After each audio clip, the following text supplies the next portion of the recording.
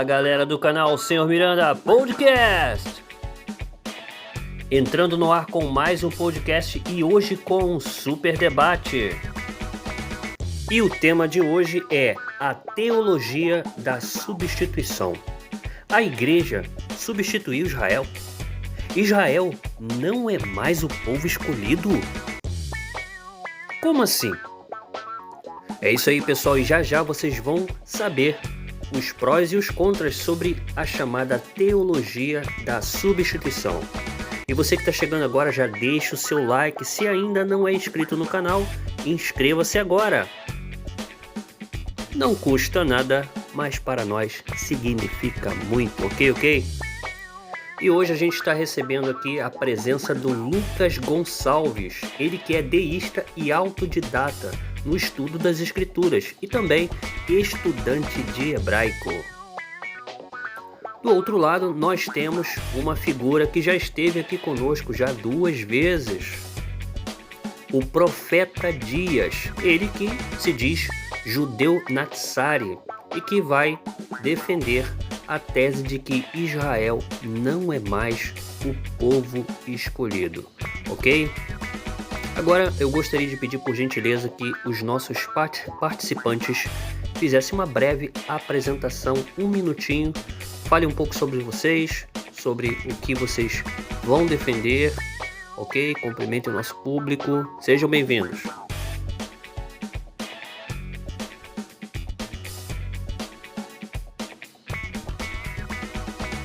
Boa noite ao Miranda, boa noite ao Dias, boa noite ao público que veio aqui prestigiar esse debate, né? Espero estar colaborando aí com um pouco de conhecimento, né? Em relação às escrituras, com todos que aqui assistem.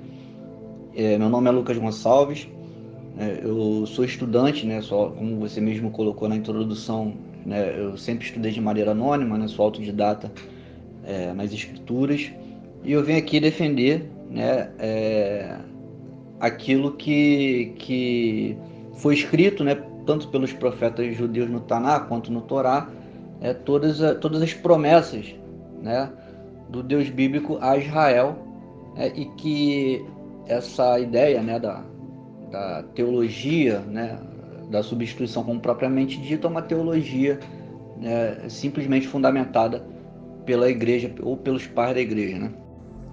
Shalom, boa noite a todos os ouvintes do canal do Senhor Miranda. Boa noite ao meu amigo Lucas, a quem eu já conheço pelo WhatsApp, né, já há algum tempo, né? Boa noite ao Senhor Miranda e boa noite a todos os ouvintes deste canal.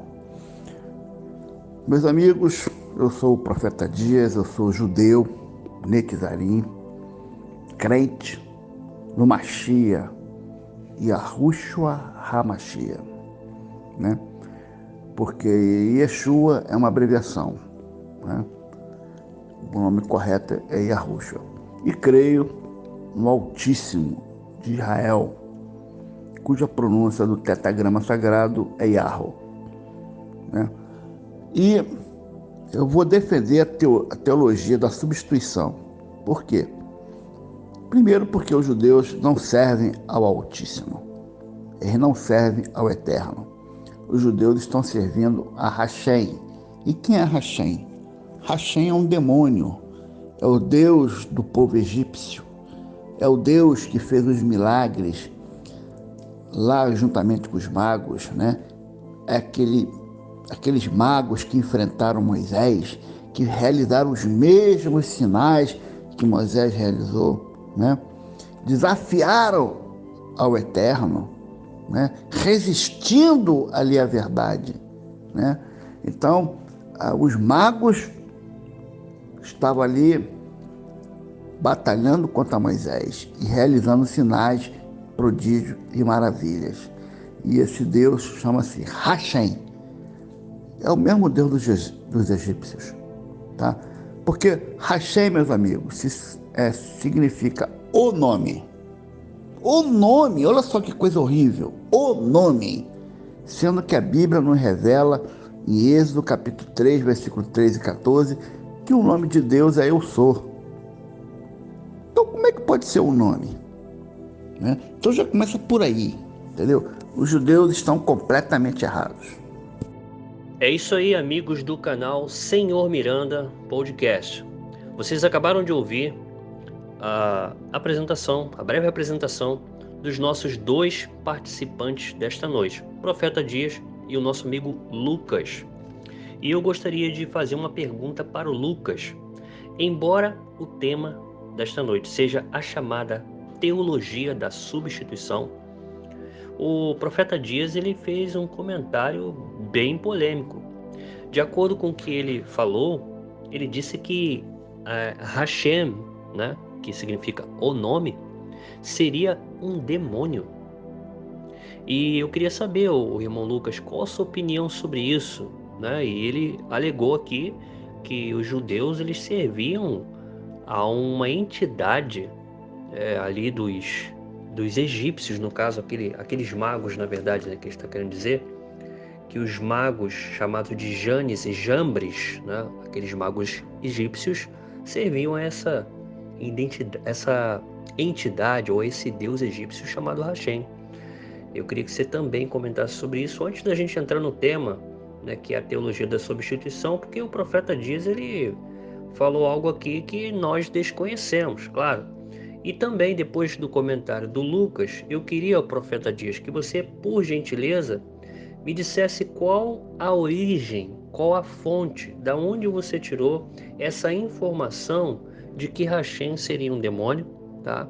A gente sabe que Hashem significa o nome, que é uma forma respeitosa de não pronunciar o tetragrama Yud-Heh-Vav-Heh, mas você falou que Hashem seria um demônio. Eu queria saber qual fonte acadêmica, qual egiptólogo, ou qual arqueólogo, ou em qual livro de teologia, da onde você tirou essa informação, profeta Dias. Vamos aguardar então o comentário do Lucas e depois eu vou querer que o profeta Dias explique isso aí pra gente. Quer dizer que Hashem então é um demônio e que os magos Janes e Jambres serviam a esta entidade? É polêmico, hein? Depois vamos entrar no assunto, a teologia da substituição. A igreja substituiu Israel? Será? Vamos descobrir. Então, Miranda, em primeiro lugar, como você mesmo disse no seu áudio, né, não existe nenhum fundamento, né, para essa ideia de que Hashem seja o nome de um demônio, né, mas simplesmente só uma ideia fantasiosa, fruto da mente do profeta Dias, né, na ansiedade de querer atacar, né, os judeus de alguma forma, né, querendo os acusar de estar adorando algum tipo de demônio. Ele cria essas coisas, né? Mas enfim, né? Podemos aqui, qualquer pessoa que pode examinar, né, pegar o Novo Testamento, né, no livro de Mateus em hebraico, examinar, pode ver que no capítulo 6, verso 9, né, ali na oração, né, conhecida oração do Pai Nosso, está escrito o seguinte, né? Portanto, vós orarei assim: Pai nosso que está no céu, santificado seja o teu nome. Então, como é que o Yeshua ali durante a oração, né, já que ele falava hebraico e aramaico, como é que ele iria, como seria a pronúncia, né, em hebraico, né, que seria Lachem Kol Titepalalu Avinu Sheba Shamai Iterhadash Hashemecha, ou seja, Hashem Mecha. Ou seja, ele está chamando pelo nome de Hashem. Então ele estaria chamando por um demônio, por um espírito demoníaco durante a oração do Pai Nosso? Não faz sentido, né? Assim como existem diversas outras passagens onde o Yeshua mesmo ele chama, né, a Deus por títulos, né, que é um costume judaico, né? Chama de Pai, né, que seria Avino, né, ou seria Abba, né, em hebraico, chama de Senhor, que seria Adonai. Enfim, uma série de títulos, né, Kadosh, né, sagrado, uma série de títulos que é normal, né, mas só que o Dias, por ele ter esse desconhecimento, né, da língua hebraica, onde ele só se apega, né, a questão do tetragrama e ignora o restante, ele só pega aquilo que é conveniente, Então, por ele cometer esse equívoco, né, ele acaba colocando o próprio livro que ele diz professar em contradição, né? Já que o próprio personagem do qual ele diz ser salvador dele, por diversas vezes no chamado Novo Testamento, chama o Deus de Israel de Hashem. Na verdade, eu discordo de você completamente, o Lucas. Isso porque aqui em Mateus capítulo 5, versículo 37, o mestre nos ensinou o seguinte: seja, porém, o vosso falar sim, sim e não, não. Porque o que passa disto é de procedência maligna, né? Então, na verdade, ô Lucas, só existe a verdade e a mentira. Não existe meia verdade, tá? Não existe meia verdade. Porque o Criador, ele só tem um nome. Ele não precisa, ele não necessita de outros nomes. Ele só tem um nome. Quantos nomes você tem, Lucas? Você tem um nome só. Um nome. Para que você precisa de outros nomes? Então seria apelido? É isso? Seria apelido? Né? Então, na verdade, o Criador, ele é santo. Santo. Ele não precisa de receber outros nomes. Ele só precisa de receber o nome dele, que ele deixou lá para Moisés, que era eu sou o que sou, né? Então o nome do Eterno é eu sou o que sou, que transliterado se pronuncia Yahweh, né? Que é Yod, Re, Vav, Re, que são as 4 consoantes do alfabeto hebraico, que é Y, H, W, H. Então essa é a minha fé. Eu jamais vou acreditar em Hashem, jamais. Eu não vou acreditar em Hashem porque eu sei que esse é o Deus do materialismo, é o Deus da riqueza. E eu não tenho olho grande na riqueza. Se os judeus querem ser ricos, querem ter carro, querem ter mansão, querem ter dinheiro na conta e querem adorar a um demônio, é problema deles. Eu quero ser rico espiritualmente, tá? Porque o Eterno, ele me fez ser o que sou. Eu sou um profeta, porque ele me encheu de sabedoria, me encheu de inteligência espiritual, e eu sou um homem rico. Rico, sim. Rico das riquezas espirituais. Eu não sou rico das riquezas materiais, porque eu sou pobre, né? Mas sou rico das riquezas espirituais. Profeta Dias, então, como eu disse, e todos nós sabemos, o tema de hoje é a teologia da substituição. Só que você disse que Hashem, na verdade, é o nome de um demônio. E eu te perguntei e você não respondeu. Qual a sua base? Da onde você tirou esta informação de que Hashem seria o nome de um demônio ou de um deus egípcio? Eu preciso que você fale para mim, para todos os ouvintes do Brasil que nos acompanham, da onde você tirou isso. É só isso que a gente quer saber para a gente poder entrar no tema. Queremos falar sobre a teologia da substituição. Profeta Dias, o nosso amigo Lucas, ele citou que na oração do Pai Nosso, na versão hebraica da Brit Hadashah, do Novo Testamento, Jesus, quando diz, santificado seja o teu nome, no hebraico está Itkadash Shamecha. Esse Shamecha vai ter o Shin, o Mem e o Raf Sofit.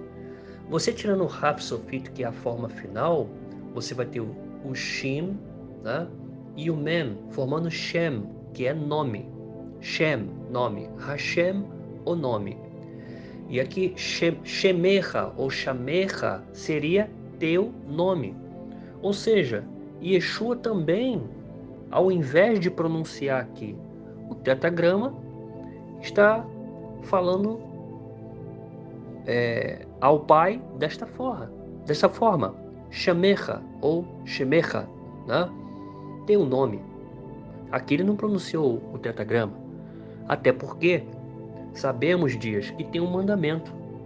lá na lei judaica que diz: não tomarás o nome do Senhor teu Deus em vão. Bom, eu não quero que a gente saia do tema, tá bom? Vamos focar no tema. Agora, a gente pode de vez em quando falar sobre outros assuntos, mas vamos tentar fugir dos assuntos paralelos. Mas o que o Lucas falou está correto, tá? No Pai Nosso, realmente tá Itkadash Shamecha, ok? A Bíblia nos revela no livro de Êxodo, capítulo 3, versículo 13 e 14, que Moisés perguntou ao Altíssimo qual era o nome dele. Ele simplesmente respondeu: diga ao povo que eu sou o que sou, né? Ou eu serei o que serei, como os judeus gostam de falar, né? Então, você transliterando o eu sou, você vai encontrar as 4 consoantes do hebraico, que é Yod, Re, Vav, Re, Y, H, W, H, cuja pronúncia do tetragrama sagrado é Yahweh, né? Yahweh. Então é um nome tão lindo. Eu não entendo por que os judeus têm vergonha de pronunciar um nome que é tão lindo, tão maravilhoso. Preferem ficar com mentiras, preferem sabotar o nome do Eterno. Eles querem que o povo esqueça o nome do Eterno. Aí inventaram 72 nomes, sendo que o Deus de Abraão, de Isaac e Jacó é o mesmo Deus de Moisés. É um Deus só. Ele só tem um nome, ele não tem 72 nomes. Amém, meus irmãos? Então, profeta Dias, você não respondeu a pergunta dizendo qual a sua fonte de que Hashem seria o nome de um demônio. Tá? Não vamos nos prender nesse assunto, vamos prosseguir.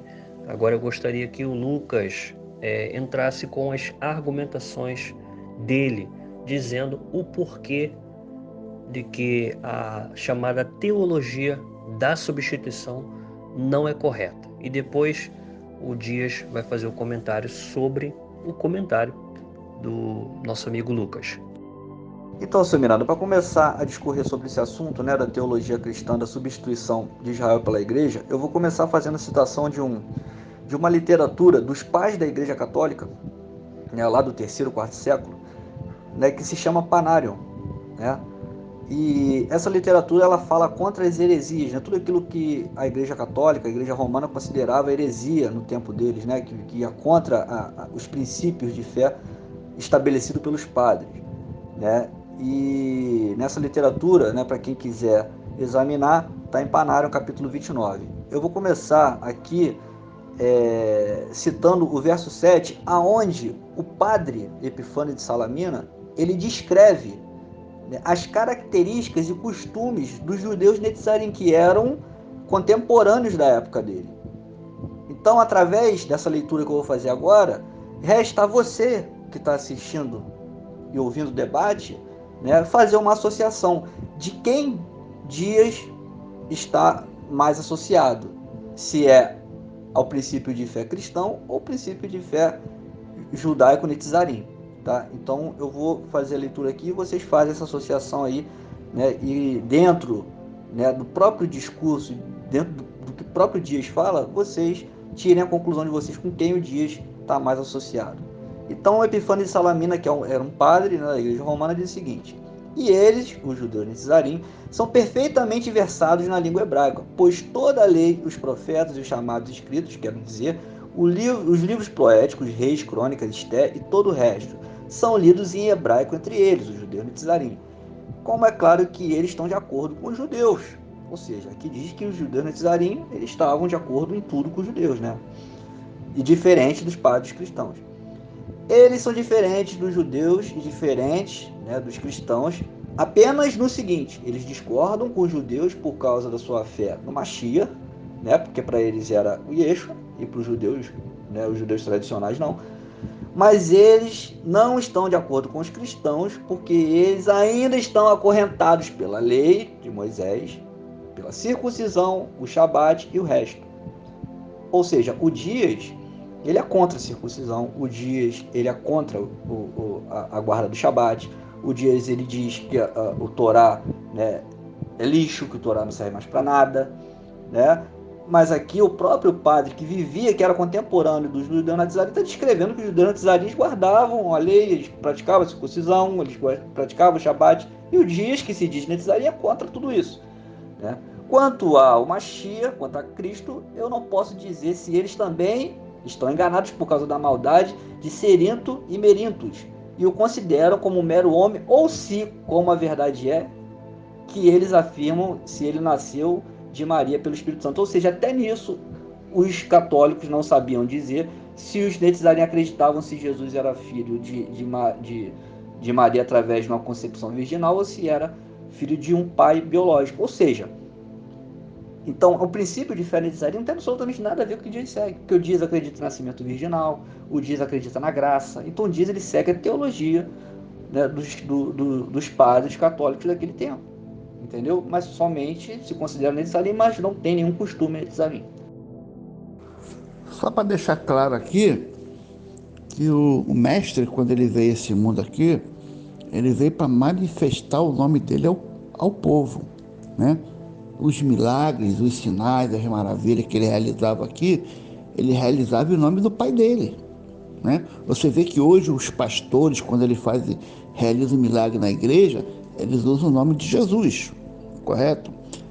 A mesma coisa acontecia com o mestre. Todas as vezes que ele realizava sinais, prodígios e maravilhas, ele usava o nome do Pai dele. Então ele veio manifestar o nome do Pai, né?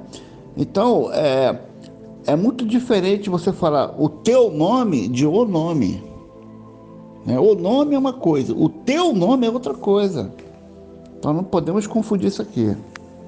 Profeta Dias, gostaria de comentar esse áudio aí do Lucas.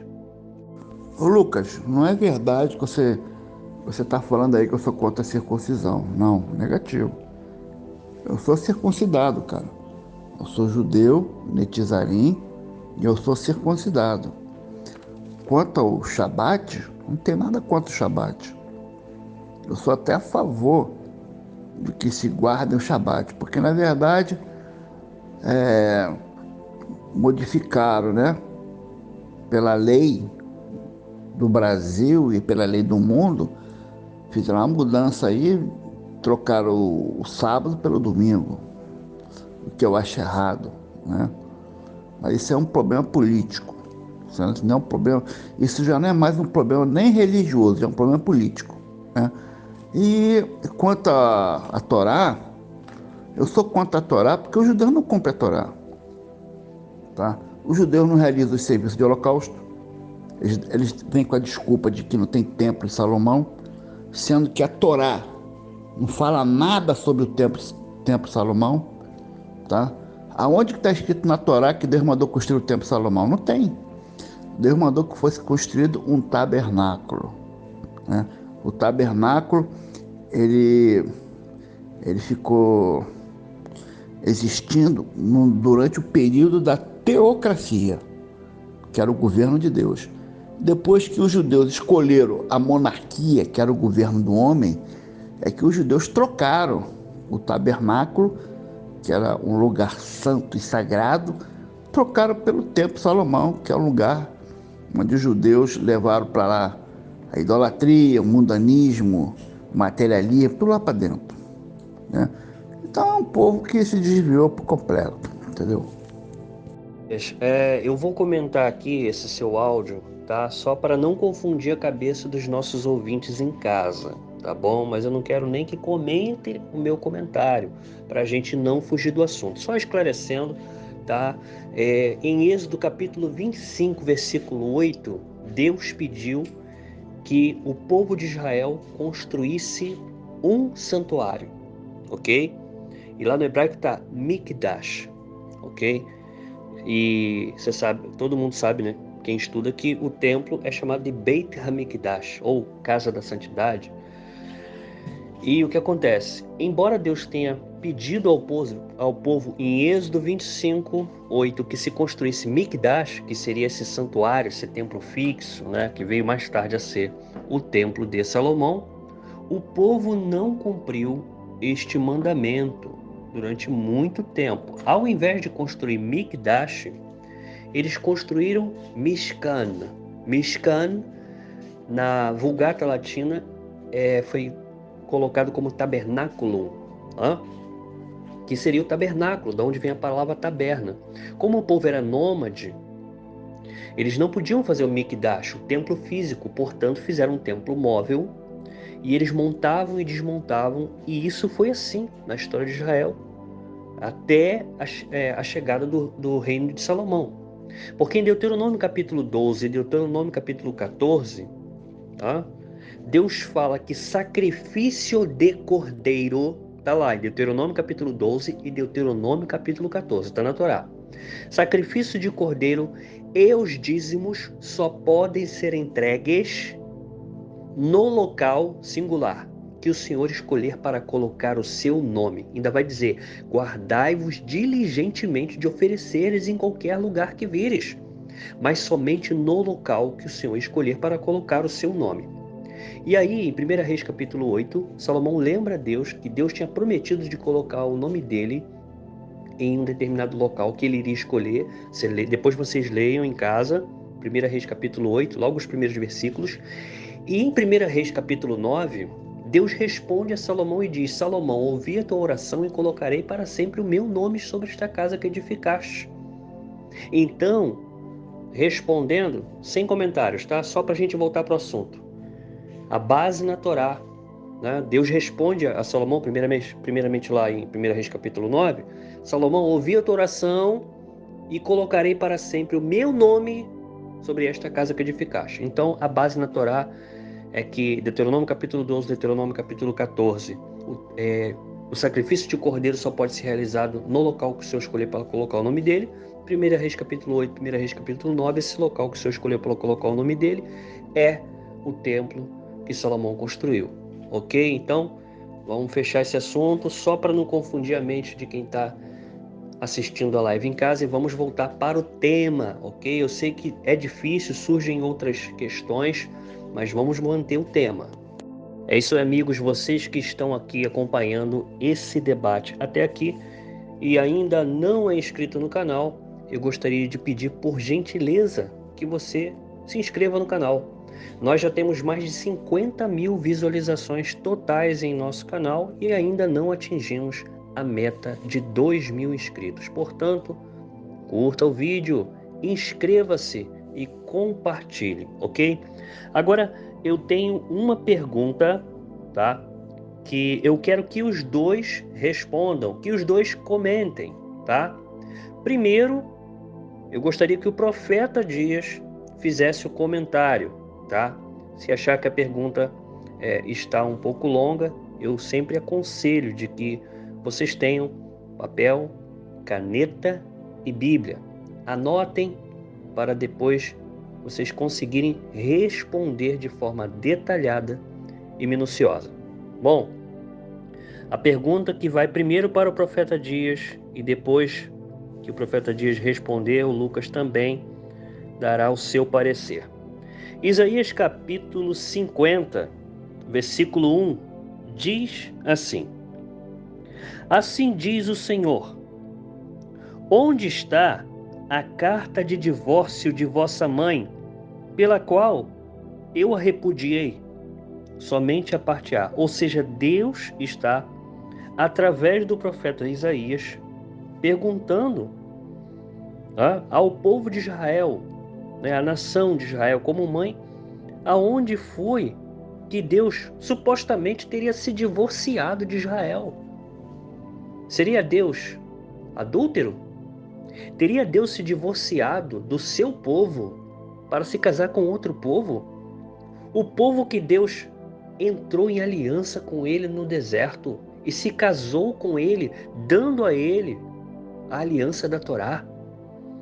Então aqui em Isaías capítulo 50, versículo 1, Deus está perguntando à nação de Israel: Onde está a carta de divórcio de vossa mãe?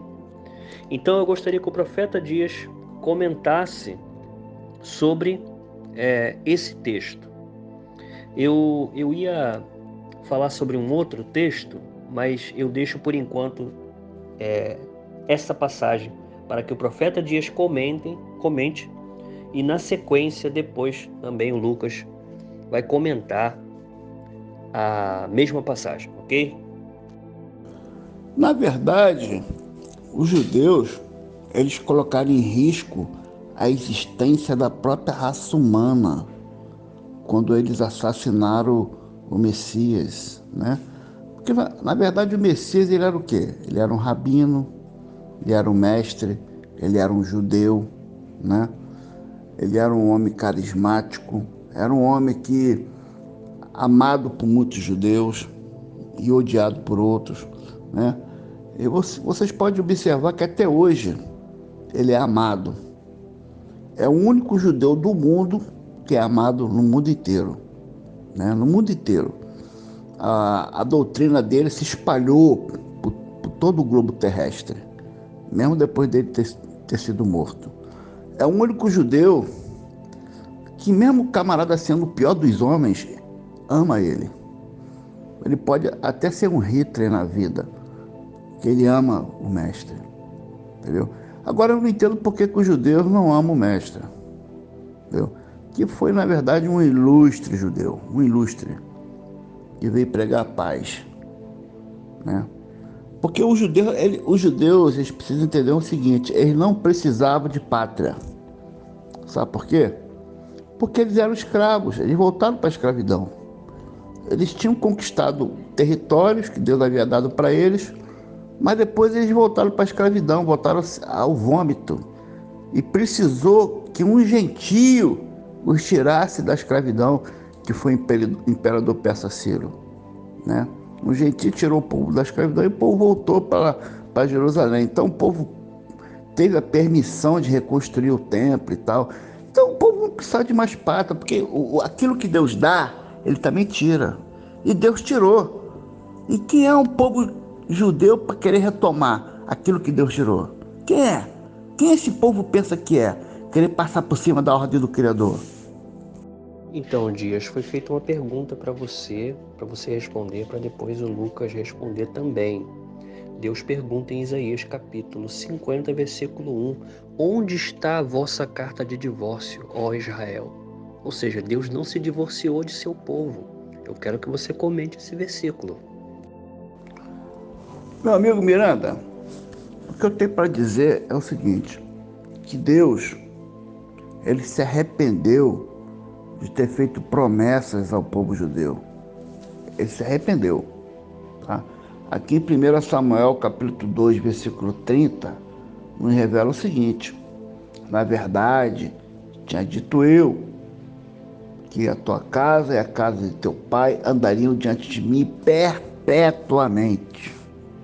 Porém, agora diz o Senhor: longe de mim tal coisa, porque aos que me honram, honrarei, porém aos que me desprezam, serão envelhecidos. Tá entendendo? Então, o Eterno disse: longe de mim tal coisa, né? Então, na verdade, o meu amigo Miranda, quando os judeus mataram o Filho de Deus, é a mesma coisa que está rejeitando o Criador, tá? Se você tem um filho, aí vai uma pessoa e mata o teu filho, você vai querer ter consideração para aquela pessoa que matou teu filho? Você não vai querer ter, cara. Ninguém vai querer ter, entendeu? Então, o Altíssimo, ele tinha a oportunidade naquele momento de acabar com o mundo. Ele tinha oportunidade, porque ele tinha N motivos para isso. N motivos, né? Então, ele preferiu entregar o reino ao filho. Porque isso não é difícil de entender, Porque mesmo lá no deserto, o Eterno disse: não estarei diante deste povo, mas eu vou enviar o meu anjo para estar diante deles. Tá? Porque se eu estiver diante desse povo, eu vou destruir esse povo. Então eu não vou estar diante deles, mas vou mandar meu anjo. Então o povo era de dura cerviz, e o Eterno, então, ele, ao invés dele estar na frente, ele preferiu enviar um anjo, porque ele não iria suportar estar suportando aquele povo. E então, quando os judeus mataram o filho dele, ele então fez a mesma coisa. Ele simplesmente se afastou do povo judeu, não quer mais papo, porque o pacto que ele tinha feito com o judeu foi quebrado, entendeu? E aí ele transferiu tudo para a mão do filho. Agora, aquele que não crê, não é obrigado a crer, não. Você vai crer depois que estiver lá no inferno, aí vai crer. Depois que o seu espírito, porque na verdade é o seguinte: nós estamos carne, mas somos espíritos eternos, tá? O espírito que habita dentro do nosso corpo, ele é imortal. Ele não é mortal. Mortal é a nossa carne, que vai lá para o sepulcro, vai lá para o cemitério, apodrece e depois volta ao pó. Agora o nosso espírito não, o espírito retorna para o Criador. Fica lá em cima, sobe, vira estrelinha, conforme as pessoas dizem aí, né? Ditado popular que eu estou falando, né? Então, na verdade, as pessoas vão estar adormecidas, né? Vão estar adormecidas e vão ser despertadas no momento certo. E no momento certo que for despertada, ela vai saber o destino. Se é lago de fogo, que é o inferno, ou se vai ser a vida eterna. E aí, que se dane quem for para o inferno.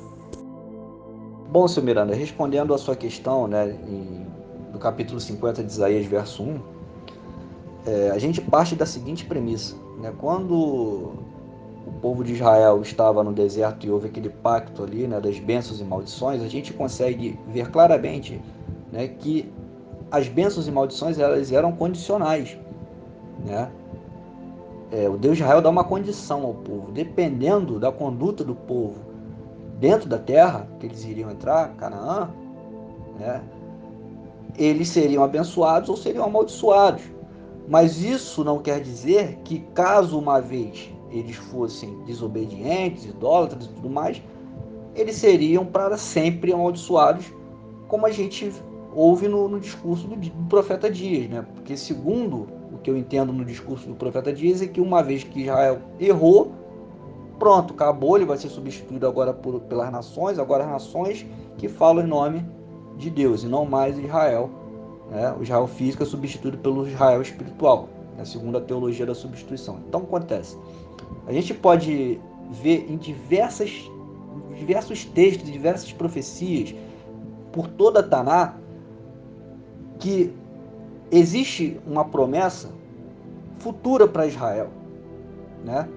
Onde dentro dessa promessa, o povo de Israel, as gerações futuras, elas vão se redimir, né?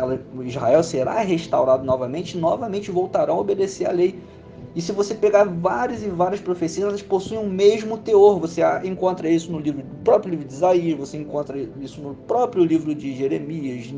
Eu vou citar um aqui, que está no Torá, em Deuteronômio, capítulo 4, em Devarim, onde diz o seguinte, né? Antes do povo entrar na terra de Canaã, Moisés já tinha consciência do que iria acontecer. E ele mesmo disse o seguinte, e o Senhor vos espalhará entre os povos, e ficareis em poucos números entre as nações que o Senhor vos conduzirá. E ali adorareis deuses, obra das mãos dos homens, madeira, pedra, que não veem, não ouvem, nem comem, nem cheiram. E dali buscareis o Senhor vosso Deus, e o achareis, se o buscardes de todo o vosso coração e da vossa alma. Quando estiveres angustiado e todas essas coisas acontecerem no fim dos dias, né? Ou seja, está falando para o futuro, então voltarás para o Senhor e ouvirás a tua voz. Ou seja, qual é a voz de Deus que Moisés está falando aqui? É a Torá, é os mandamentos, é o que o povo tinha na época, né? O povo não conhecia o Novo Testamento, né? Então a voz que ele está falando aqui de Deus que o povo iria ouvir ou voltar a obedecer é os mandamentos. E, em detrimento disso, né, o Deus já teria misericórdia e restauraria o povo. E continuando, porque o vosso Deus é um Deus misericordioso, e ele não os abandonará e nem os destruirá, e nem se esquecerá da aliança de vossos pais que lhe jurou. Ou seja, quando o profeta Dias diz que Israel foi esquecido, que o povo de Israel foi destruído, que agora Deus odeia Israel, como ele fala, odeia os judeus e tudo mais, isso aqui entra em total, o discurso dele entra em total contradição com que a própria profecia que Moisés fez. Ô Lucas, na verdade, os profetas, eles falavam de quê? Eles falavam que o povo deveria de abandonar a malícia, a violência, o derramamento de sangue, né, de pessoas inocentes, né? E aqui no capítulo 1 do versículo 15 de Isaías, está escrito, ó, pelo que quando estende as mãos, escondo de vós os meus olhos. Sim, quando multiplicais as vossas orações, não as ouço, porque as vossas mãos estão cheias de sangue, né? Lavai-vos, purificai-vos, tirai a maldade dos vossos atos de diante dos meus olhos, cessai de fazer o mal, aprendei a fazer o bem, praticar o que é reto, ajudar o órfão, fazer justiça ao órfão, tratar da causa da viúva. Ou seja, o Messias, quando ele veio a esse mundo aqui, ele veio justamente confirmar as palavras dos profetas. É por isso que eu costumo dizer que os profetas, eles eram pacifistas, né? Profeta Jeremias, Isaías, Zacarias, eram profetas pacifistas. Eram profetas que diziam que era para o povo abandonar a violência, abandonar a guerra, abandonar o ódio, né? Então não foi doutrina só do Messias. O Messias não veio só pregar isso. Ele veio confirmar as palavras dos profetas. E que, por causa desses ensinamentos, eles foram considerados traidores. Você vê que lá no livro de Jeremias, capítulo 37, capítulo 38, Jeremias foi chamado de traidor, porque ele foi acusado de estar desestimulando o povo de Israel de ter que enfrentar Nabucodonosor, né? Desestimulando, desanimando o povo de ter que lutar. Então ele foi chamado de traidor e por isso foi jogado no calabouço, né? Para ele poder morrer. E os judeus nunca deram ouvido aos profetas. Nunca deram ouvido aos profetas. Porque aquilo que Deus sentencia é o que tem que prevalecer. Não é a vontade do homem. A vontade do homem não pode prevalecer sobre a vontade do Criador. Se o Criador quis que fosse dessa forma, tinha que ser dessa forma e ponto final. Ponto final. Tá? Não pode você querer passar por cima da ordem do Criador. Para ele ter feito isso, ele tem os motivos e as razões dele. Se ele deu as terras, ele prometeu dar o mundo, o planeta Terra de herança aos judeus. Na verdade, o Criador não queria dar só aquelas migalhas de terra da Palestina, da Cisjordânia, ali de Israel. Não, ele queria dar o mundo de herança. Mas para isso era necessário o povo ser obediente. Era necessário ter a teocracia e não a monarquia. O Eterno nunca mandou ninguém ungir rei algum. Quem tinha que ungir o rei era o próprio Eterno, tá? Ele sim que ia ungir o rei. Ele sim que ia levantar o rei. Ele ia levantar o Messias para poder reinar e governar esse mundo. Então, os judeus se precipitaram quando foram pedir um rei, tá? Esse foi o grande erro dos judeus. Então, o profeta Dias acabou de dizer aí, né, que ninguém pode passar por cima das ordens de Deus. Né? Ele acabou de dizer isso. Porém, ele segue um princípio de fé aonde um homem morreu para pôr fim ao Corban, né, que eram as ofertas de animais, né? E que esse sacrifício seria o sacrifício derradeiro, né? O último sacrifício. Porém, né, em Deuteronômio 4 está escrito o seguinte: não acrescentareis a palavra que vos mando, nem diminuireis dela, para que guardem os mandamentos do Senhor vosso Deus, que eu vos mando. Ou seja, o Deus de Israel está dizendo ao povo que nada pode ser acrescentado aos mandamentos dele nem retirado. Tudo que ele entregou a Israel tem que ser obedecido do jeito que é. Então, se o Salvador, o Messias do profeta Dias, ele veio para acabar, né, com as ofertas de animais, então ele está diminuindo os mandamentos, porque o que os judeus levavam ao templo era o mandamento. A oferta de animal é um mandamento. Então, né, já começa a contradição aí. Em segundo lugar, ele falou que Deus nunca pediu para se levantar rei nenhum em Israel. Porém, lá em Deuteronômio 17, né, o próprio Deus de Israel diz que quando o povo quisesse levantar um rei, eles poderiam fazer assim, né? Como as outras nações tinham reis, poderiam levantar um rei, desde que esse rei, né, ele fosse natural, né? Ou seja, tivesse uma mãe e um pai israelita, né? Mas só que o profeta Dias, ele acredita que o salvador dele não tem pai biológico. E nós sabemos que não existe uma só genealogia bíblica composta de mulheres. Todas as genealogias, né, se reconhecem de pai para filho, né? A herança de tribo se passa de pai para filho, assim está no Torá. Para quem sabe e conhece os mandamentos, sabe que toda herança se passa de pai para filho. Mas enfim, né, o assunto não é isso, o assunto é referente à substituição, né? Então eu vou ler aqui outro texto, né, agora em Jeremias, né, em Irmiarro, que diz o seguinte, né, para o futuro de Israel: naqueles dias não se dirá mais, os pais comem uvas verdes e os dentes dos filhos se embotaram, mas cada um morrerá pela sua iniquidade. Aqui já desmonta outra crença, né, cristã, messiânica, né, de que Yeshua lhe deu a vida por todos, porque aqui diz o seguinte, né, que no futuro cada um morrerá pela sua iniquidade. Quem comer uvas verdes, os seus dentes ficarão embotados. Eis que vem dias, diz o Senhor, que farei uma aliança com a casa de Israel e com a casa de Judá, uma nova aliança. Aqui não está dizendo que vai fazer aliança com as nações, aqui está falando que vai fazer aliança com a casa de Israel e com a casa de Judá, tá?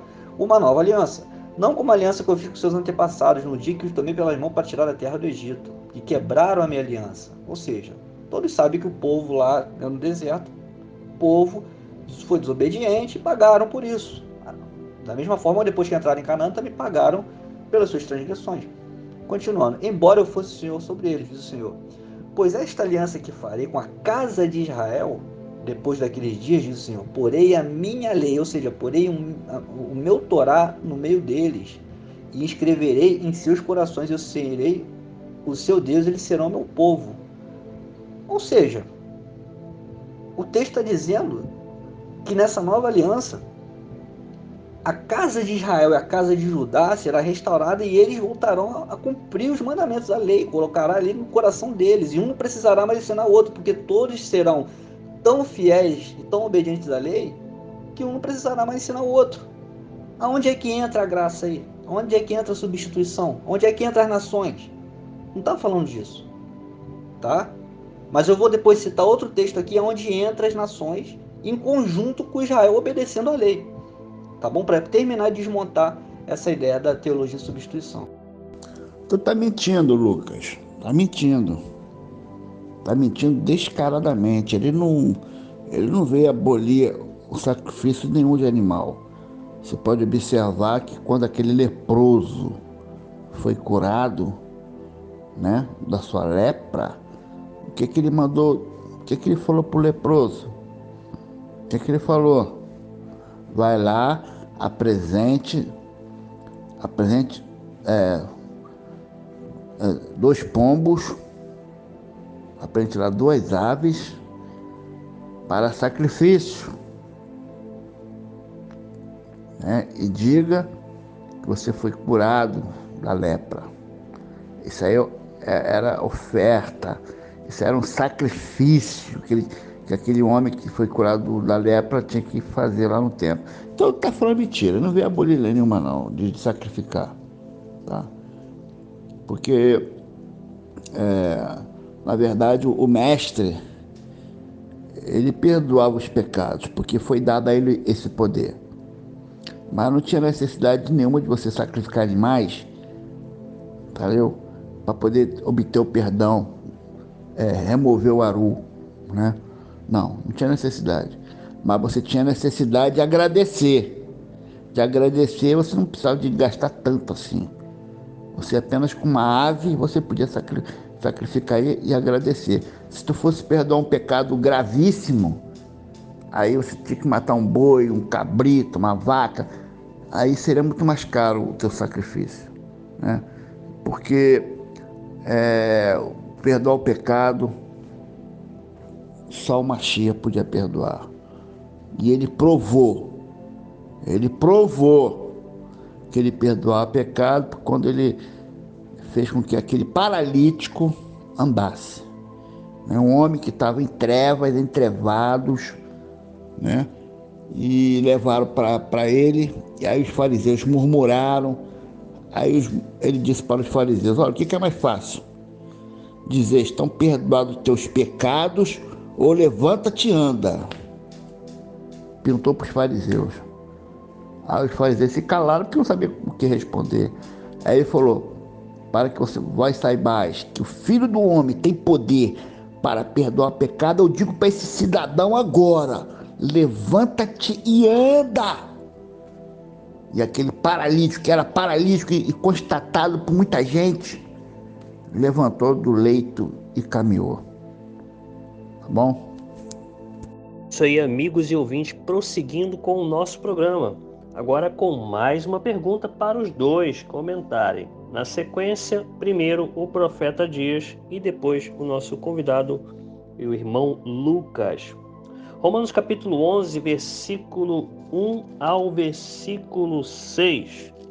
Diz assim: pergunto, pois, terá Deus, porventura, rejeitado o seu povo? De modo nenhum, porque eu também sou israelita, da descendência de Abraão, da tribo de Benjamim. Deus não rejeitou o seu povo, a quem de antemão conheceu. Ou não sabeis o que a Escritura refere a respeito de Elias, como insta perante Deus contra Israel, dizendo: Senhor, mataram os teus profetas, arrasaram os teus altares, e só eu fiquei, e procuram tirar minha vida. Que lhe disse, porém, a resposta divina? Reservei para mim 7.000 homens que não dobraram os joelhos diante de Baal. Assim, pois, também agora, no tempo de hoje, sobrevive um remanescente segundo a eleição da graça. E se é pela graça, já não é pelas obras. Do contrário, a graça já não é graça. Bom, eu quero que vocês comentem, não sobre o contexto de lei e graça, o assunto não é esse. Eu quero focar no versículo 1 e no versículo 2. Já que estamos falando da teologia da substituição, como que o profeta Dias interpreta do capítulo 11 de Romanos, o versículo 1 e o 2, e o Lucas na sequência. Pergunto, pois, terá Deus porventura rejeitado o seu povo? De modo nenhum, porque eu também sou israelita, da descendência de Abraão e da tribo de Benjamim. Deus não rejeitou o seu povo, a quem de antemão conheceu. Então, só até aqui, eu gostaria que o profeta Dias comentasse este versículo. Preste atenção, não outros textos. Eu quero que comente este versículo e na sequência também o Lucas. Comentem estes versículos valendo. Bem, na verdade, o Altíssimo, ele rejeitou o povo de Israel, sim, tá? Podemos verificar isso lá no livro de 2 Reis, capítulo 17, versículo 20, onde diz que o Eterno rejeitou toda a descendência do povo de Israel. Está escrito lá, é só vocês lerem. Tá?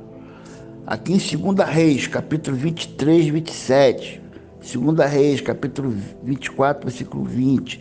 Jeremias 31, 37. Jeremias 33, 26. Osés, capítulo 4, versículo 6. Levíticos 26, do 15 ao 19. Números do 12 ao 14. Está escrito o seguinte, ó. O Eterno rejeitou o reino de Israel e Judá. Aqui. É só vocês lerem, meus irmãos. Pega a Bíblia, vamos parar de preguiça, vamos ler. Tá? Aqui, os judeus profanaram o templo de Salomão. Levavam idolatria lá para dentro do templo, Deus, levava Baal, levava Rachem, tudo lá para dentro da porra do templo. E aí eles profanaram o templo, conforme está escrito aqui em 2 Reis, capítulo 21, do 4, versículo 2 Reis, capítulo 21, do 4, versículo 7. 2 Reis, capítulo 23, do 4 até o versículo número 13. E aqui no Isaías, capítulo 2 Reis, capítulo 17, do 11 ao 24, os judeus provocaram a ira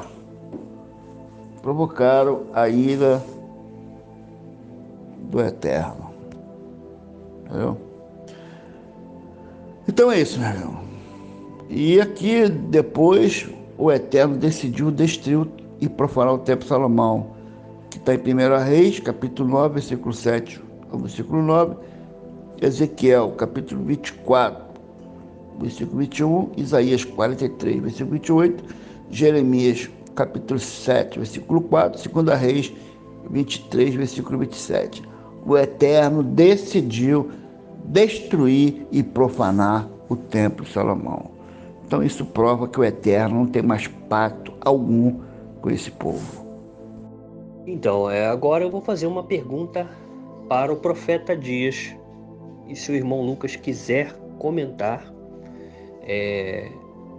tem essa liberdade, tá? Mas não é obrigado, porque eu percebo que o profeta Dias está cometendo um erro, tá? Porque o que acontece? Nós que somos teólogos, pesquisadores, né, que conhecemos a hermenêutica, nós trabalhamos com algo chamado revelação progressiva doutrinária. Por isso que a Bíblia vai dizer que temos o autor e consumador da fé. A Bíblia, assim como um filme, ela tem começo, meio e fim. E na maioria das vezes, grupos como os Adventistas do Sétimo Dia, por exemplo, cometem erros terríveis de interpretação porque usam argumentos do começo do livro e desprezam todo o contexto histórico, cultural e doutrinário posterior. Então, eu tenho visto nos argumentos de que Deus teria rejeitado o povo de Israel, argumentos do Antigo Testamento e desprezando textos como esse que eu acabei de citar, de Romanos 11, no Novo Testamento, onde o apóstolo está dizendo que Deus não rejeitou o seu povo. Então, vemos sim, em alguns períodos da história, quando o povo desobedecia, o povo poderia até ser, por um momento, rejeitado com uma espécie de punição, para que eles viessem se arrepender de seus pecados e se voltar para Deus, buscá-lo. E o Senhor, como na parábola do filho pródigo, sempre estava de braços abertos para receber o Israel que fazia techuvá, o Israel que queria se voltar para os mandamentos de Deus. Então, eu não vejo como válidos usar versículos lá do Antigo Testamento de momentos históricos que aconteceram sim, onde Deus por um momento rejeita Israel por causa da desobediência, enviando pragas, enviando guerras, enviando fome, para que o povo se arrependesse. Mas depois, quando esse povo se arrepende com um pano de saco e cinza e jejum, e reconhece que só o Senhor é Deus e retorna à obediência dos seus mandamentos, o Senhor está sempre pronto a perdoar o povo que ele escolheu, ok? Então, eu queria que o profeta Dias comentasse sobre o que eu acabei de falar. Você não estaria rejeitando escritos do Novo Testamento, como eu citei, Romanos 11, onde vai dizer que Deus não rejeitou o seu povo? E aí, como é que fica, Dias? Profeta Dias, você não fez o comentário sobre o texto que eu te perguntei. Eu perguntei sobre Romanos capítulo 11, principalmente o versículo 1 e 2, embora eu tenha lido até o versículo 6 para contextualizar. Eu quero que você leia Romanos capítulo 11, versículo 1 e 2 e comente, por favor. Meu amigo Luciano, eu vou te responder com a seguinte resposta. Olha, Deus, ele não rejeitou o povo judeu, certo? Desde que, né, eles aceitem o Filho de Deus. Se o judeu não aceitar o Filho de Deus, ele já está rejeitado. Agora, se ele aceitar, ele não estará rejeitado, tá? Porque conforme o que está escrito aqui, ó, em João 3,17, está escrito, ó, porque Deus enviou seu Filho ao mundo, não para que condenasse o mundo, mas para que o mundo fosse salvo por ele. Quem crê nele não é condenado, mas quem não crê já está condenado. Você está compreendendo? Então não é a questão de Deus ter rejeitado o povo judeu, a questão não é essa. A questão é, se você rejeita o Filho de Deus, você automaticamente está sendo rejeitado por Deus. Porque, afinal de contas, Deus enviou seu Filho ao mundo para que todo aquele que nele crê não pereça, mas tenha vida eterna. Aí vem os judeus, mata o Filho de Deus, e depois quer salvação? Salvação nada. Salvação só se for de mãos dadas com o diabo, com Rachem, lá no inferno. Aí vai ter salvação lá no inferno. Aí eu acredito. Em primeiro lugar, né, eu queria só fazer uma ressalva aqui, o que o profeta Dias faz tanta questão de falar que vocês não têm mais templo, que não sei o que, e muitos outros falam, né? Como é que você faz expiação dos seus pecados se não tem mais templo? Como é que Israel fez expiação pelos pecados deles na época que eles estavam exilados na Babilônia ou quando estavam exilados na Assíria, né? E nem por isso eles não deixaram de voltar para sua terra e reconstruir o templo, né? E reformar o templo, entendeu? Então Israel pode ficar 1 milhão de anos sem ter templo e do nada eles voltarem para sua terra e reconstruir o templo, tá bom? Então isso aí não quer dizer absolutamente nada, tá? Israel ficou por diversas vezes aí exilado de outras nações sem templo, voltaram para sua terra e reconstruíram, tá? Isso não quer dizer absolutamente nada. Voltando ao tema, o Dias acabou de falar, né, citou diversas referências, né?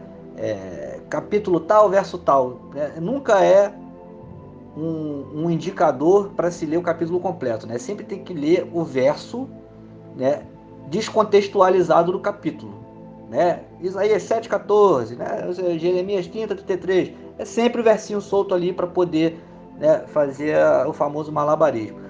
Mas, né, se vocês lerem, né, todos esses capítulos que ele deu como referência, se vocês lerem na íntegra, vocês vão ver que o Deus de Israel rejeitou aquela geração, porque por diversas vezes houveram reis rebeldes, houveram o povo, né, ali mesmo no Egito, ali, né, na saída, né, no Êxodo, aquela geração foi rebelde, foi rejeitada, diversas gerações foram rejeitadas, normal, né?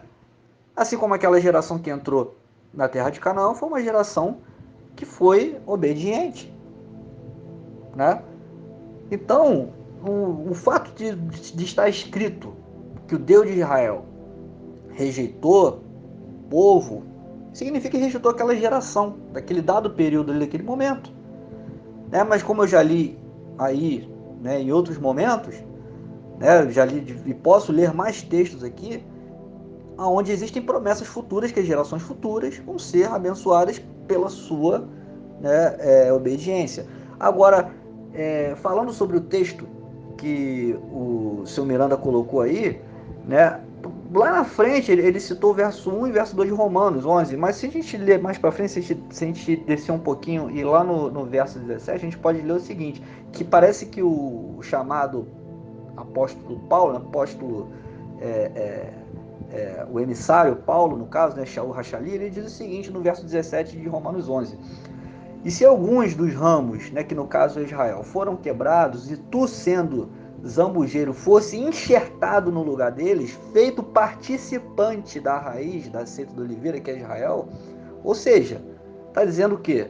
Né, que essa seita, né, que era uma seita que fazia proselitismo pelas nações, era uma seita puramente judaica, né, Paulo diz o seguinte: se você que está sendo enxertado, você sendo das nações, você está sendo participante, tá?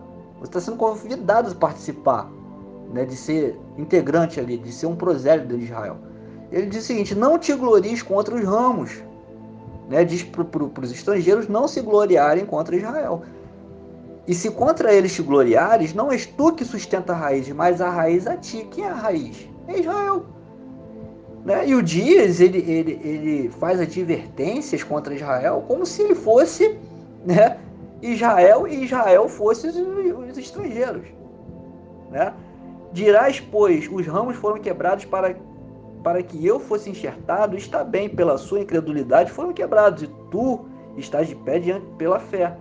Então, não, né, fique soberbo, mas teme, porque Deus não poupou nem os ramos naturais, teme que não poupe a ti também. Ou seja, quando os dias diz que Deus abandonou os judeus, que Deus odeia os judeus, que os judeus foram incrédulos, que os judeus são assassinos, ou seja, ele está sendo soberbo contra os ramos que deram oportunidade para ele ser participante, como Paulo está dizendo aqui em Romanos 11.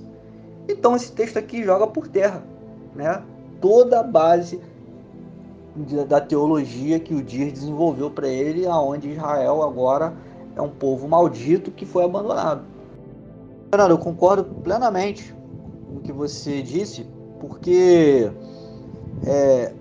infelizmente, né, por conta de mais traduções, né, de uma teologia, né, onde os pais da igreja fizeram sincretismos e mais sincretismos religiosos com outras culturas, né, que viviam sob o domínio de Roma, infelizmente se criou, né, um princípio de fé, né, se criou a Trindade, a teologia da Trindade, entre várias outras coisas, né, que está dentro do acervo católico, né, que muitas dessas coisas, né, o protestantismo veio também a fazer uso, né, da continuidade, enfim.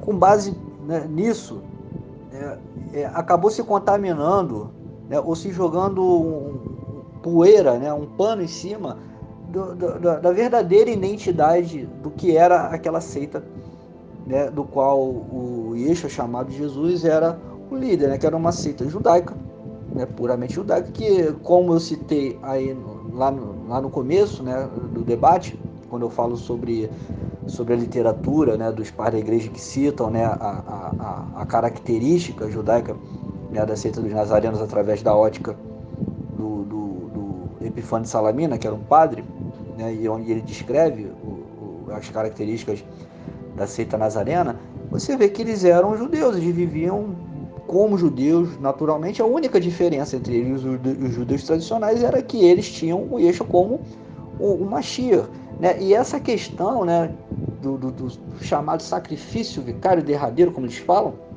né, na verdade, dentro de uma visão judaica, cabalística principalmente, né, onde se chama capará, né, onde um tzadik, né, um chamado tzadik, um justo, né, ele expia por aquela geração ali, né, é um conceito muito mais profundo dentro do judaísmo, né, o que aquilo ali quer dizer, né, mas só que infelizmente a teologia cristã transformou numa coisa completamente fora de contexto, paganizada, enfim, né, E de fora esse caráter divino que deram a ele para querer fazer, né, desse personagem, né, parte de uma trindade. Então, em detrimento disso, eles criaram, né, e substituíram toda aquela roupagem, aquele caráter natural judaico que essa seita tem, e transformaram, né, nessa roupagem aí cristianizada, né, romana, enfim. Então, o que acontece, o seu Miranda? O Dias ele abraça isso, assim, né? Usa praticamente o mesmo discurso dos testemunhos de Jeová, né? Dos adventistas, né? Que não tem absolutamente nada a ver com o raciocínio e a teologia judaica. E então essa seita, né?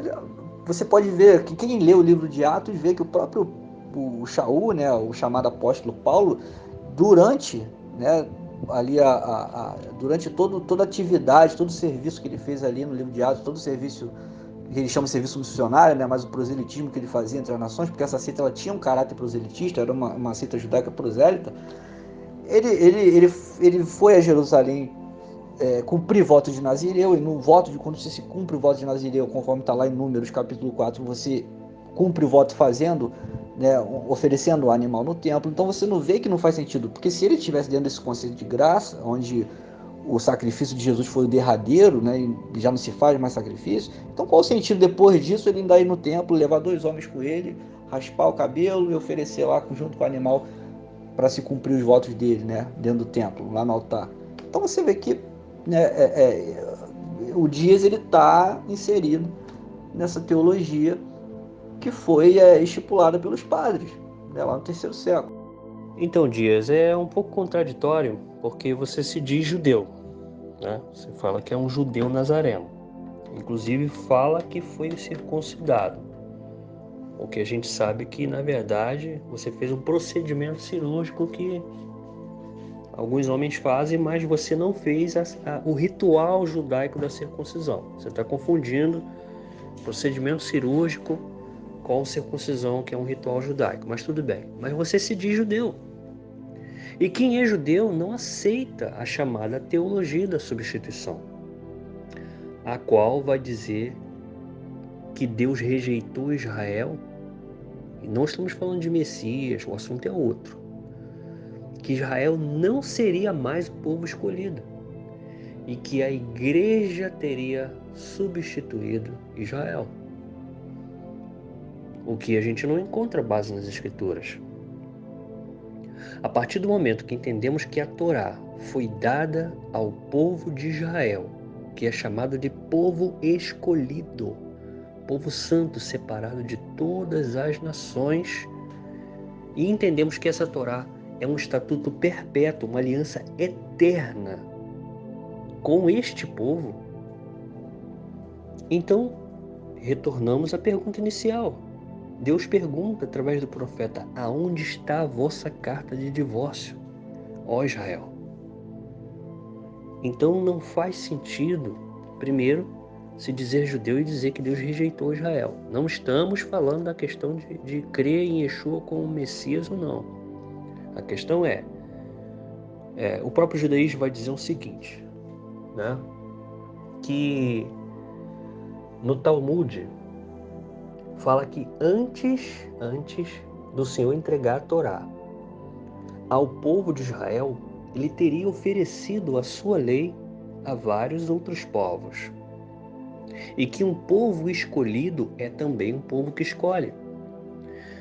Sabe que quando Deus chamou a Abraão, já existiam vários povos. Então, é dito que Deus teria oferecido a sua Torá a vários povos, mas os outros povos não quiseram. Portanto, se diz que Deus escolheu Israel porque Israel escolheu ao Senhor.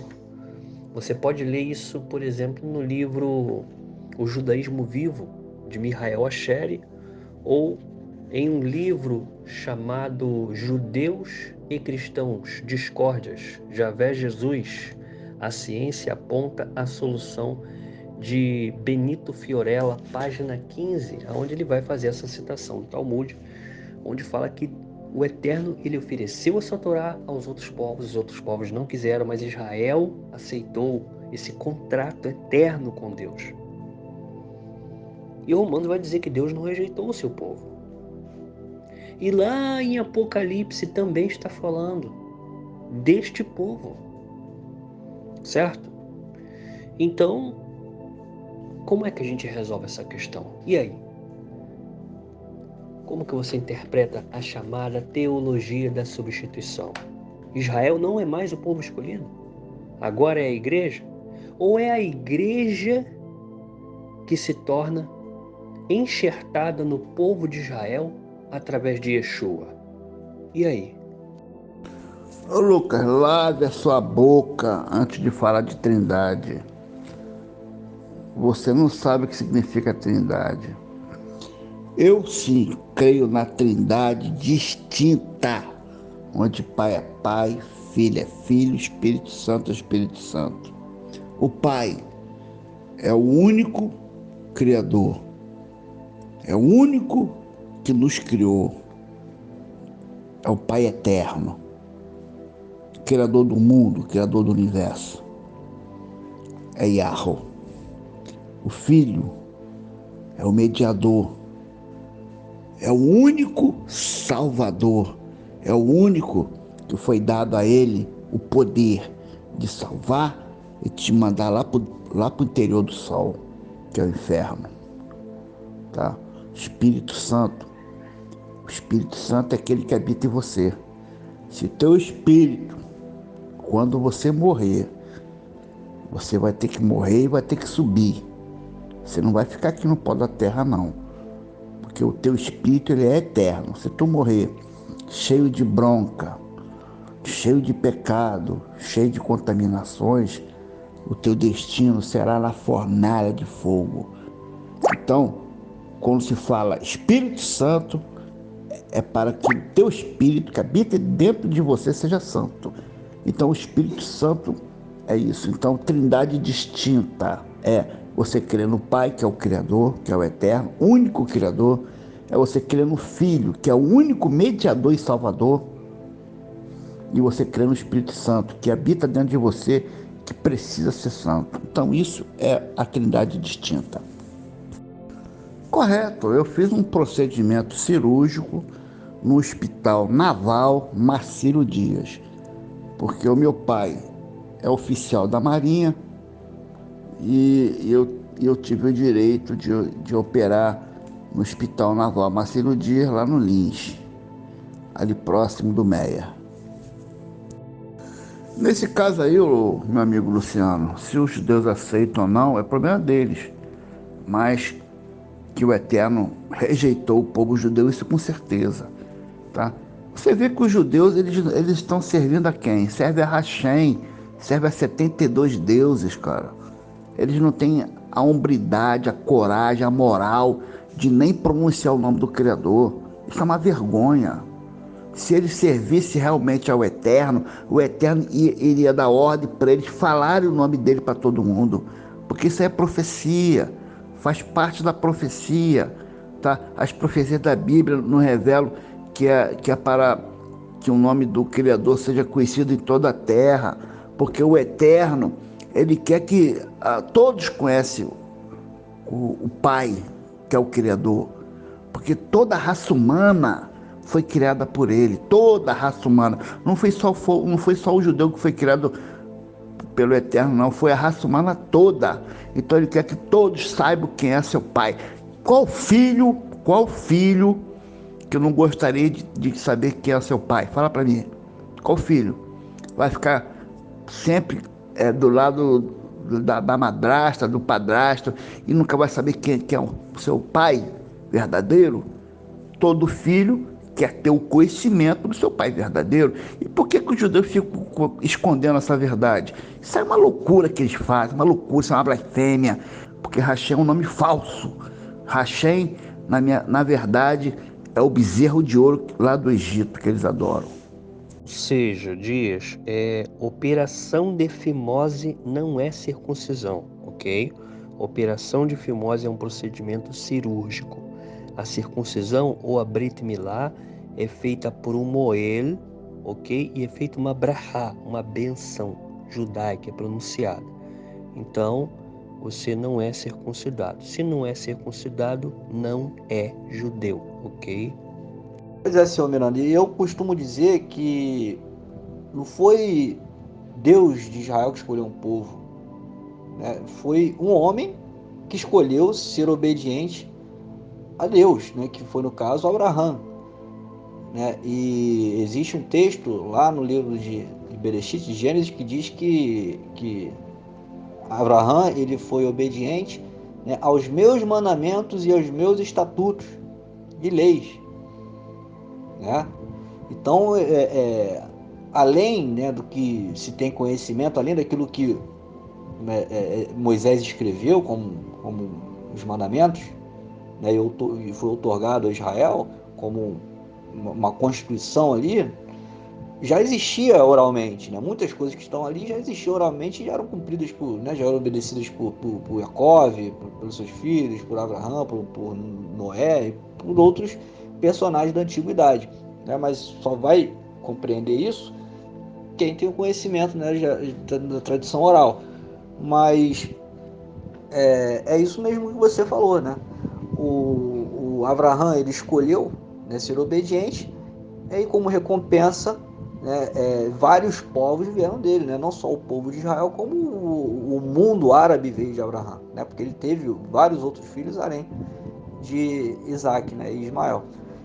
E então é isso. E inclusive no mesmo texto que diz, né, que em ti, né, todas as nações serão abençoadas, né? Diz que em Abraão as nações serão abençoadas. Ou seja, no pacto da circuncisão, da Brit Milá, né? E é dito também que as descendências dele seriam como a areia do mar, e realmente são hoje em dia, no mundo árabe, o maior número populacional, né, do planeta, né? E inclusive diz também que a sua descendência, né, vai herdar aquelas terras ali perpetuamente, para sempre, e realmente é fato, né? Os descendentes de Abraão, eles herdam, né, ali as terras do mundo árabe de maneira perpétua, assim como a terra de Israel foi dada ao povo de Israel para sempre, né? Haolam, está escrito lá, para sempre. E o profeta diz, por muitas vezes diz que não, né, que as terras de Israel, o povo de Israel perdeu o direito das terras dele, né? Então, cara, chega a ser cômico, né? Então, em tudo Dias ele procura, né, uma forma de substituir Israel por outra coisa. Então você vê que parece que ele sente uma mágoa, uma raiva muito grande em detrimento, né, supostamente, né, o Messias ele ter sido supostamente assassinado, como ele diz, né? E ele alimenta nessa mágoa, essa raiva, e tudo ele quer tirar os méritos de Israel, tudo, qualquer coisa que seja. Então é isso, né? Na história de Abraão é dito, né, que as gerações dele, né, devem continuar no pacto da Brit Milá, da circuncisão, para sempre, eternamente, né? Ou seja, não tem fim, não tem prazo de validade, né? Então as promessas, então se o Dias ele nega isso, ele está negando o que está escrito, né, a própria escritura. Meu amigo Luciano, eu concordo que a Torá foi dada para os judeus, mas infelizmente os judeus não cumprem a Torá, cara, tá?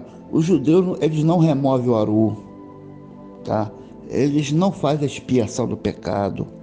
Os judeus, eles não realizam o serviço de holocausto, que é uma ordenança do Eterno. A desculpa miserável que eles dão é que não existe templo. Mas para que templo, meu querido? Aonde está escrito na Torá que Deus mandou construir o templo, Salomão? Deus mandou construir o tabernáculo. Não foi templo.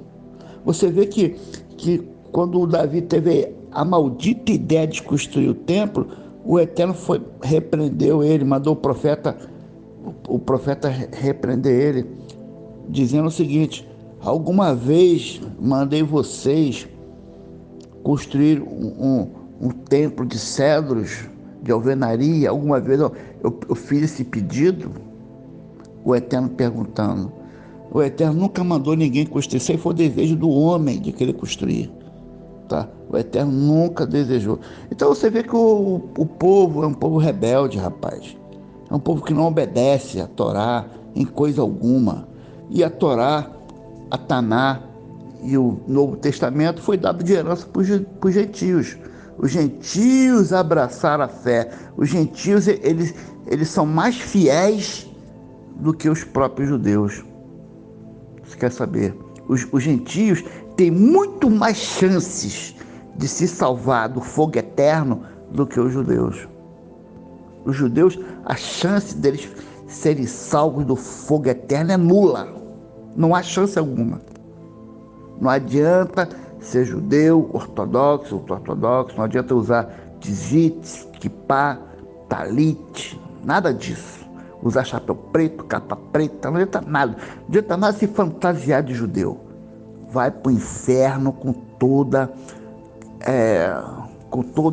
religiosidade, com hebraico, com tudo.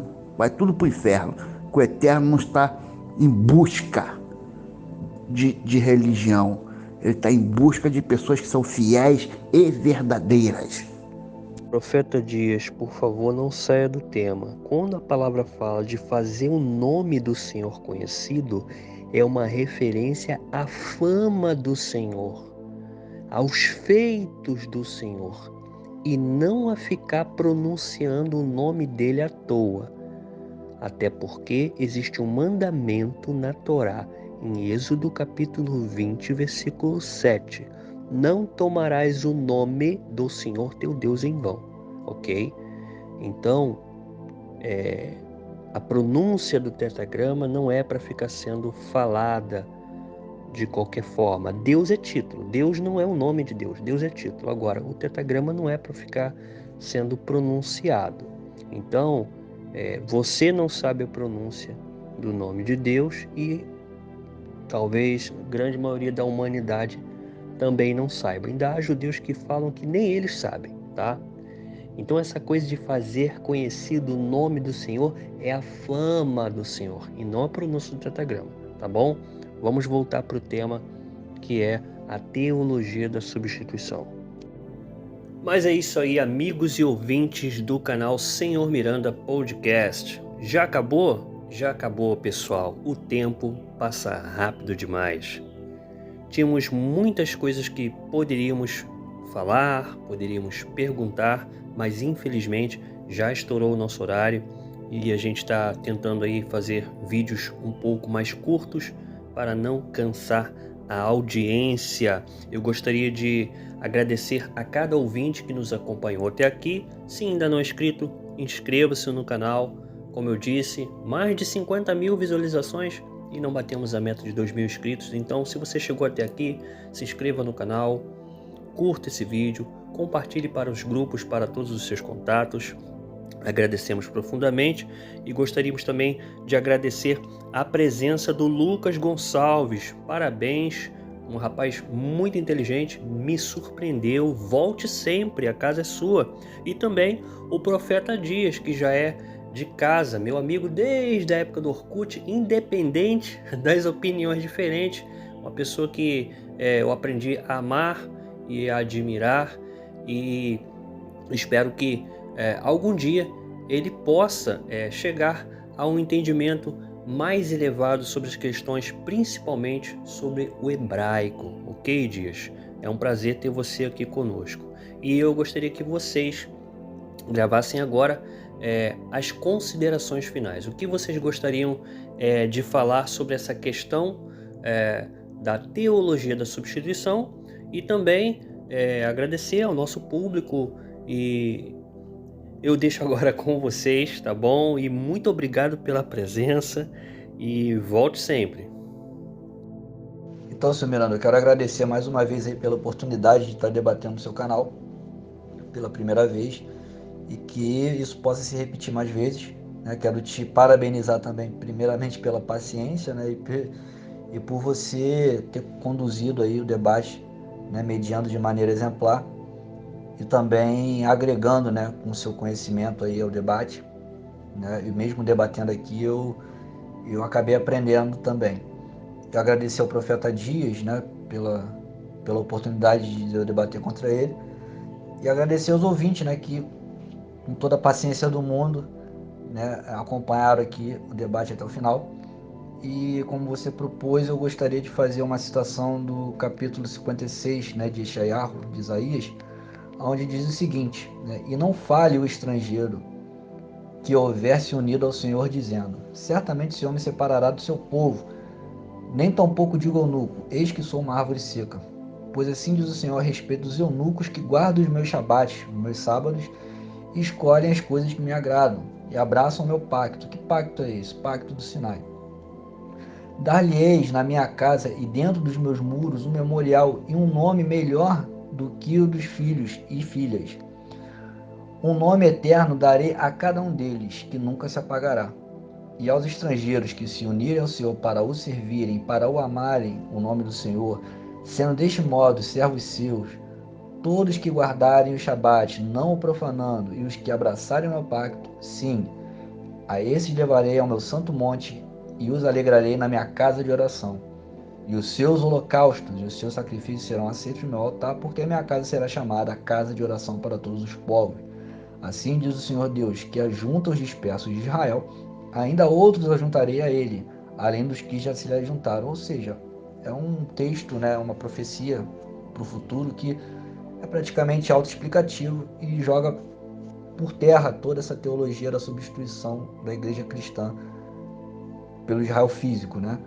Porque aqui diz, né, que todos aqueles que são das nações que abraçarem o pacto, né, dos mandamentos, estes farão parte do povo, né?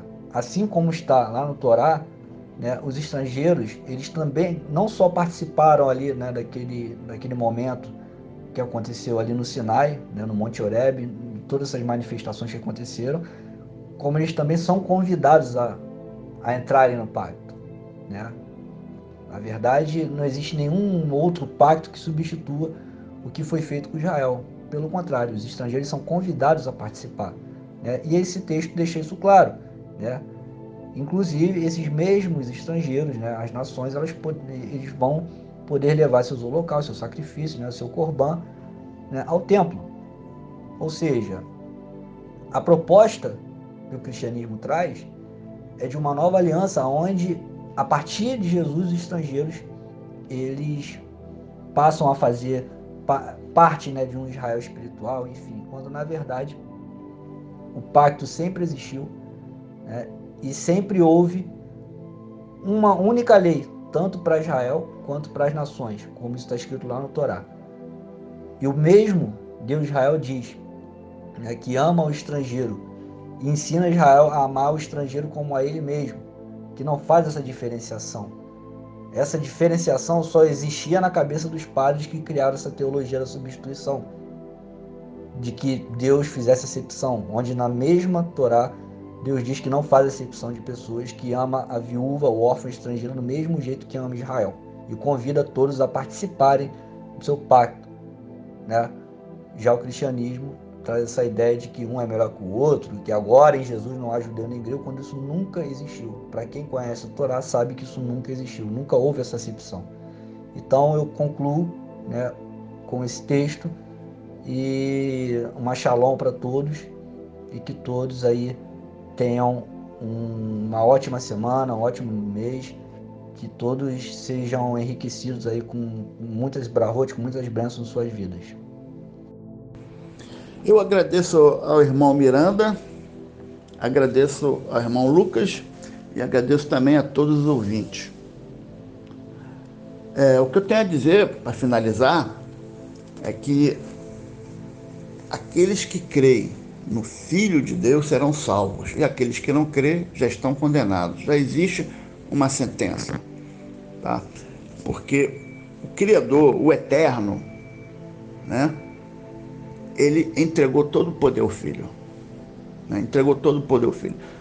Naquele momento que o Messias foi assassinado, seria o momento propício para o Criador destruir toda forma de vida existente no planeta Terra.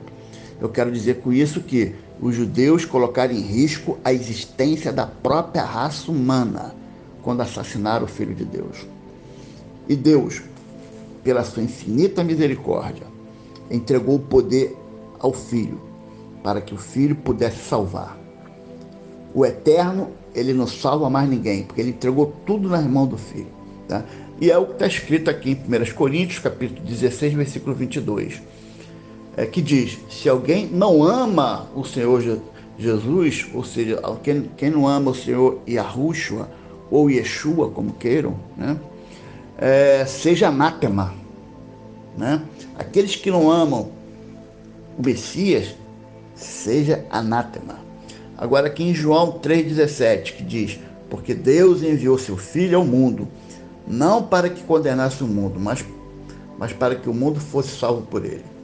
Quem crê nele não é condenado, mas quem não crê já está condenado, porquanto não crê no nome unigênito do Filho de Deus. Então é nisso que eu creio. A minha fé é baseada nisso. Tá? Minha fé é baseada no Mashiach. Somente o Mashiach tem o poder de nos salvar. Aí os irmãos vão se perguntar: mas salvar de quê? Do quê? Nós temos que entender uma coisa: estamos carne, mas somos espíritos. Todos nós somos espíritos, tá? Apenas estamos carne.